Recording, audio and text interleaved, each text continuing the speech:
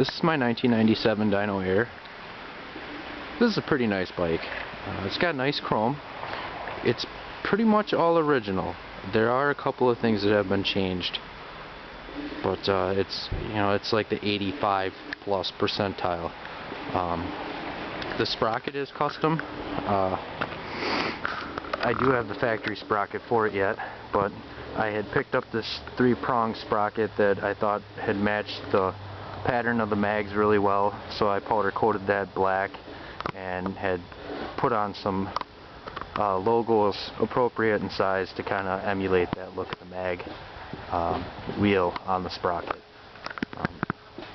This also has plastic pedals, and factory I believe it would have had the aluminum platform pedals.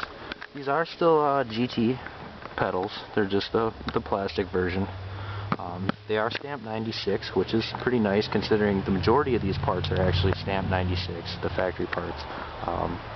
Just because it's a 97 serial number frame, it had a lot of 96 components in the build-up from the factory, including the crank, the fork, the bars. Those are all dated 96. The other main attraction to this bike is the work that's been done with the handlebars. When I picked this bike up, it pretty much needed a complete overhaul, and one of the damaged things was the crossbar on this set of bars was kind of mangled up. So since I had to cut it out and do something with it, I decided to do a cup holder in here. This will hold a 32-ounce fountain cup, or like a Quick Trip Best Buddy cup, and I sized it up to nestle right down on the stem perfectly, and it fits in there nice and snug. Works real well. And then they were powder coated black, and there's just a simple blue pinstripe line to separate it, set it off a little bit. Real nice chrome on the frame, even in the nooks and crannies is pretty good. A little bit of light hazing in this area here, and right around in close proximity around the back of the post there, but still pretty damn clean. I did all the polishing on this without the use of any steel wool, just terry cloth and mother's chrome polish and a lot of determination, and it turned out just glisteningly beautiful.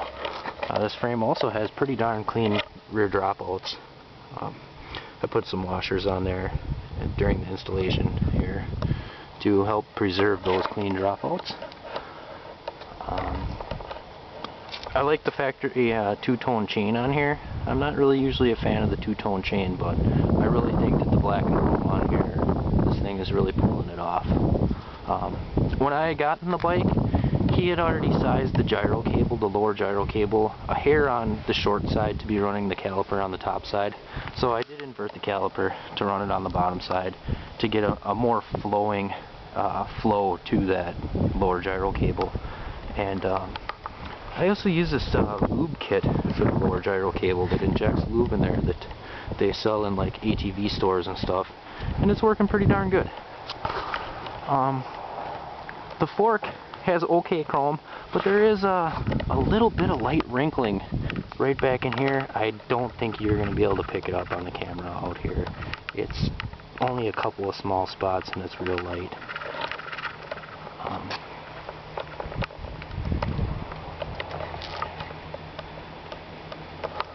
Just come around the other side so you can get a full walk around view of this. There was one tiny ding in the down tube on the underside here. I really don't think I'm going to be able to point that out on the camera. Oh, it's right here. I don't even know if you can see where the light bends when I try to get the reflection of the crank arm in there. It's small. It's like it's tiny one. Pretty clean down by the bottom bracket shell area too. As you see, I left the sprocket's backside chrome. Factory crank arms are pretty clean.